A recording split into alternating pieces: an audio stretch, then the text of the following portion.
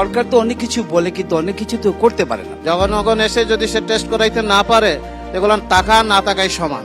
17 বছরের সাজানো প্রশাসন, করিমউদ্দিনকে বদলাইয়া রহিমউদ্দিনকে আনেন, একই জিনিস। ওলা যানজট যেটা প্রথমত নিরসন করার আইন ব্যবস্থা করব।